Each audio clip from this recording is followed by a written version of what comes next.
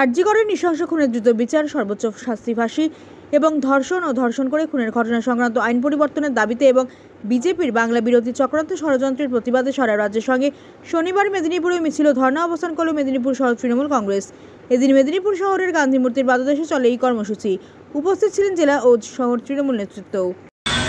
শুভেন্দুর মাথায় 10টা মাথা নেই, একটাই মাথা আছে, কাটা পড়ে যাবে, তাই ভয়ে এই কথা উচ্চারণ করতে পারবে। আর যারা মুখ্যমন্ত্রীর পদত্যাগের দাবি চাইছে তারা বুকে হাত দিয়ে বলতে পারবেন যে মমতা বন্দ্যোপাধ্যায় পদত্যাগ করলে তারপর থেকে ভারতবর্ষের কোন রাজ্যে, কোন জেলায়, কোন পাড়ায়, কোন গ্রামে, কোন হসপিটালে এই ধর্ষণের মতো ঘৃণ্য ঘটনা আর ঘটবে না? তাও তারা কেন চাইছে পদত্যাগ মুখ্যমন্ত্রী? তারা কেউ বোঝে না তার মৃত্যুটাকে নিয়ে বিজেপি, সিপিএম, এসএফআই, এবিভিপির মতো নির্লজ্জ দলগুলি মুখ্যমন্ত্রীর পদত্যাগ চাইছে নোংরা রাজনীতি করার, বাংলাকে অশান্ত করার একটা ঘৃণ্য চক্রান্ত তারা করে যাচ্ছে।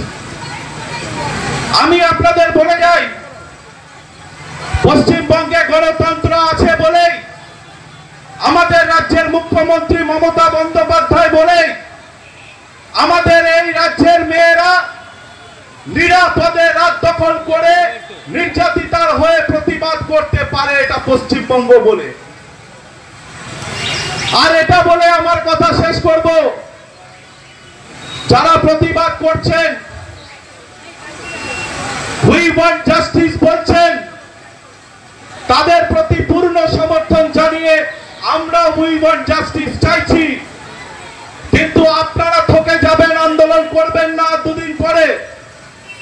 কিন্তু তৃণমূল কংগ্রেস তার প্রতিটা সৈনিক মমতা বন্দ্যোপাধ্যায়ের আদর্শ, অভিষেক বন্দ্যোপাধ্যায়ের আদর্শ মেনে যতদিন না পর্যন্ত এই অবহার দোষীদের শাস্তি পাবে, আমাদের আন্দোলন ততদিন পর্যন্ত চলবে।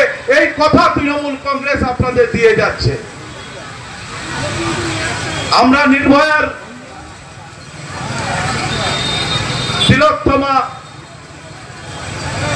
তাকে যারা খুন করে, ধর্ষণ করে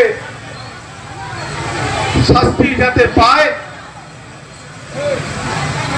তার জন্য তৃণমূল কংগ্রেসের এই লড়াই চলবে।